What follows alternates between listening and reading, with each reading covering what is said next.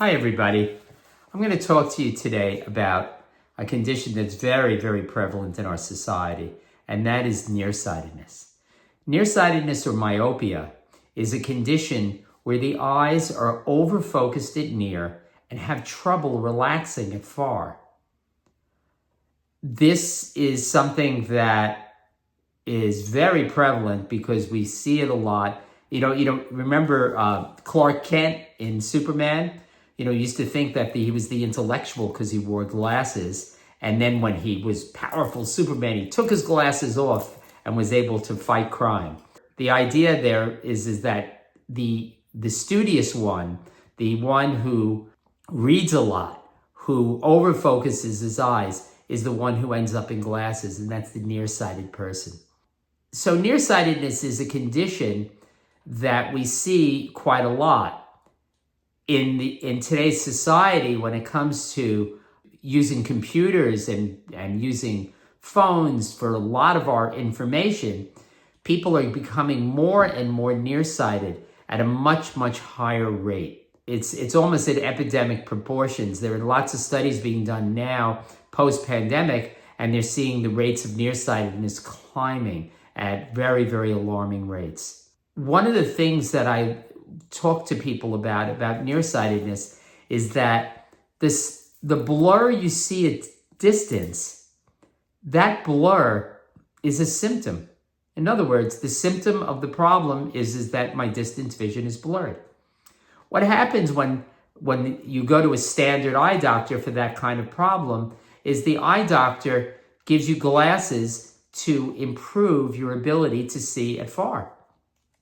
You feel really happy because now you can see it far. The only problem is the doctor very often doesn't address that the cause of the problem is over-focusing at near. So by giving you glasses only for far, or just treating your ability to see it far, he's not treating your ability to see it near. To relax your eyes at near, which is the cause, and as a result, your prescription then goes up. Why? You go back to the doctor when your vision gets blurred again, which of course it does because you're not doing anything about the cause. So the doctor then gives you stronger glasses to enable you to see better, and it just keeps climbing and climbing and climbing. That's very, very, very common. I have many, many patients who've come to me over the years with that type of scenario. So one of the ways that I treat something like that, and something that I suggest to patients if they don't see me, is that I undercorrect the far distance. In other words, I give the patient a little less than he needs, so that way the eye has a reason to relax. Remember, you relax when you're not fully corrected for long distance. So when you're not fully corrected, you then have a reason to relax the difference between the amount that your eye is focused for and the amount that you need to relax to see long distance. So I always suggest to patients, not always, but almost always suggest undercorrecting, giving the patient less. It could be a little or it could be a lot, depending upon how fast the condition is changing and the age and the age of the patient, and also what the patient does in the course of the day. Children, very often, when you see a child like under 5 or 4, and the child doesn't see 20/20, well, if you look at a 20/20 chart, I don't know how many of you have ever done that, but if you ever look at a 20/20 chart, you'll see that the letters are actually extremely small. So think about it. How many 4-year-olds need to see that size print at 20 feet? None. A child of 4 years of age is looking at distance. It's a much shorter distance, 3 feet, 4 feet, 6 feet, 8 feet, even 10 feet. But they sure aren't looking at 20 feet. So it's very, very rare, if ever, that I give a child glasses at 4, even when they show up with nearsightedness, because I know what I'm going to do is I'm going to lock it in. What I'm going to do then is that I'm going to give them exercises and teach parents ways to help keep that nearsightedness away, or at least get it to slow down. But I'm very, very hesitant to give a young child a nearsighted prescription. I can't really say that I do the same with every patient, because if I did the same with every patient, then everybody would be the same. But very often with young children, unless they see worse than 20/60, that even then I might not give them glasses, but I might watch them carefully to see what happens over time. How fast is it changing? And things like that. I also give exercises for that 4-year-old. There are exercises, more activities that a young child needs to pay attention to. And you'd say, well, why give it to a child so young? Because the condition is showing up. You want to pay attention as fast as you can to that condition so you can keep it from changing over time. But oftentimes children in school is when you see the changes occurring, where it's really rapidly going up. And with our use of computers and phones at really excess levels, those conditions are going up much, much, much faster. So undercorrecting is key. Now, what if you go to the doctor and the doctor says, well, I'm not going to undercorrect you? Well, one obvious answer is go see another doctor. But if that doesn't work, I just want to say that your relationship to a doctor needs to be collaborative. That means that you and the doctor are there to decide what it is you need to see, not the doctor. The doctor doesn't ultimately know what you see. As a matter of fact, I want to just say, one of the things that I tell patients that makes my job so hard is that I don't actually know what anybody sees. I can only guess what you see based upon what you tell me, but I don't really know what the actual prescription, what you actually see. I think that perception or what we see is very personal. One of the things I used to say is that, and for just for you, look around the room right now. Do you think that you see that room the same way that your friends do or your children do? I don't really think so. I think that perception, or the way you perceive, the way you see the world, is very personal. And I think it changes from person to person.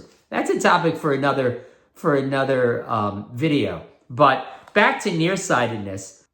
There are one of the things that I do is that I don't just undercorrect.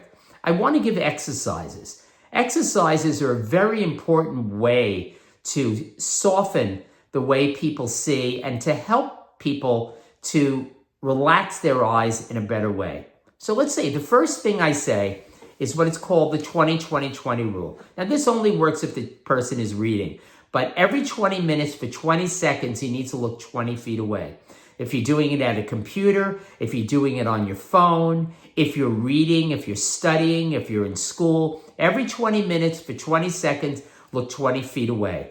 And one of the things that I suggest is that people take their phones and program them to go off after 20 minutes. And then that tells them to look up, and looking at a window is ideal. So look long distance, even if it's not 20 feet, even if it's longer than 20 feet.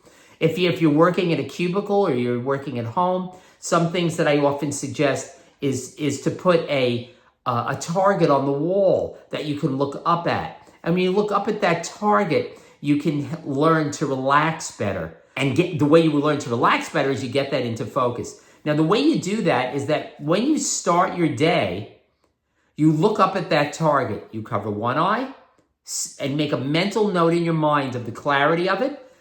Cover the other eye, make a mental note in your mind of the clarity. And now after 20 minutes, and remember, 20 seconds is 1, 1,000, 2, 1,000, 3, 1,000.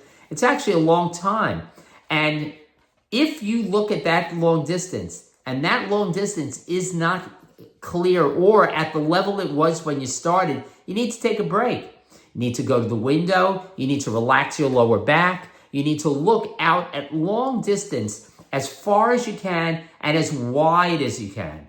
And just relax and see if you can get your vision back to the level it was before. Because you don't want to just, well, it's clear, and then kind of run back, because it's going to cause you to overfocus, and not be able to relax. So my practice for those 40 years or close to it was in New York City.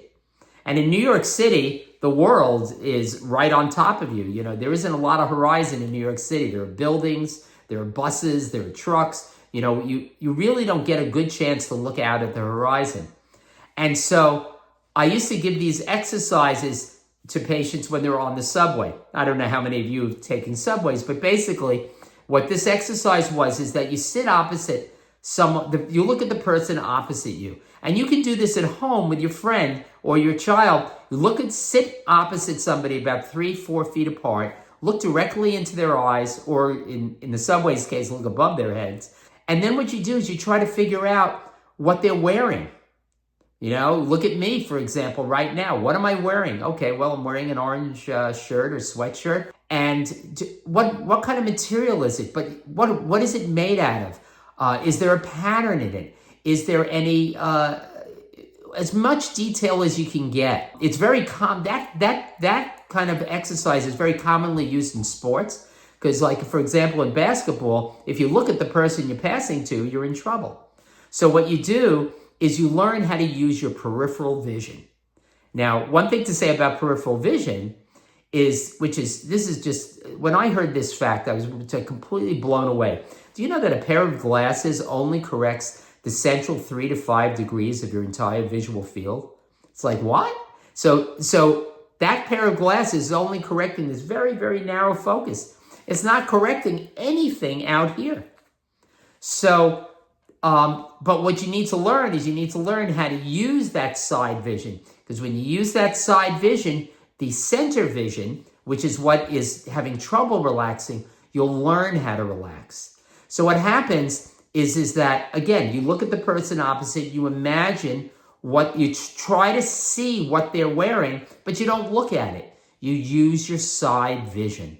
And that's very, very common for people who are nearsighted not to use their side vision. In another video, I'm going to talk about the emotional causes of vision problems. And there are very, very distinct emotional causes of nearsightedness. And one is that people who are nearsighted tend to overfocus. Let's get back to Clark Kent. What did he do all day? Well, he looked at copy on a page. He looked at stuff that he was writing. He was rarely looking at long distance, and his nearsighted, oh, well, I don't know if he's really nearsighted, but you know what I mean, is that that's the concept of needing glasses. The scientist, the intellectual, that's the person who needs glasses. So it's very, very important that we learn how to see in a wider way. When we talk about emotional causes, we think that nearsighted people are people who, they don't see the forest. They only see the trees in the forest. I used to make jokes that they only see the ants on the trees in the forest. Like they over-focus on detail. Accountants, people, data entry people who are over-focusing on detail tend to become nearsighted because they get lost in the detail. And emotionally, those are people who can be narrow in their way of processing as a person, in their way of being as a person. So it's a little more than, and again, by the way, I want to say something here. It's not a judgment. It's not a judgment. Take everything that I say as information that gives you awareness in what is occurring. It's not a judgment. Don't judge yourself. There's a great Zen philosopher, Alan Watts, and he used to say, be curious and not judgmental. Like, isn't it interesting that I do that instead of, oh my God, I'm so bad that I do that. Once you start saying that you're bad, you almost defeat the purpose at your ability to get better. Another exercise that you can do, besides just being more peripherally aware, is something that's called the near-far exercise. And what that means is that you focus on something at near and you relax at far. And that's a really good way to improve your nearsightedness. And I always suggest doing it one eye at a time, because very often your eyes are different. And so you want to do these exercises with each eye individually so you can focus it near, relax it far. And if you learn to do just something simple like that, you can help to arrest. Arrest means stop or cause the nearsightedness to, at best, to slow down. Now, one thing I want to say about nearsightedness. nearsightedness is something that happens at very, very young ages. And, that it happens like to children, right? And for children, they kind of feel that nothing, and when you're a kid, you're innocent. You don't believe that anything can go wrong. And I know for myself, I actually was nearsighted. And when I became nearsighted, I thought that there was a part of my body that was out of control. And it was a really disconcerting feeling. And I always felt that there was something wrong with me. Kids are, kids get sick. We all know that. But, as a kid, you really, it's kind of, I don't know if you're supposed to, but you want to just feel like everything is great. The world is my oyster. You can just sort of do anything. And many, many, many patients over the years would tell me that when they first became nearsighted, they felt like there was something wrong with them. And so it can really have a long-standing emotional impact. And, I want to say that I've had patients, like if your prescription's extremely high, you can do my exercises. But the chances that you really reverse the prescription completely is not high. It's not like you can't do it, but you got to really, really stick with it. And but from a separate piece is that if you learn how to relax your eyes and your nearsightedness doesn't even change, it'll change you, because you'll start to feel a difference in the way you use your eyes. And when you feel that difference, it will change your whole relationship to your own vision.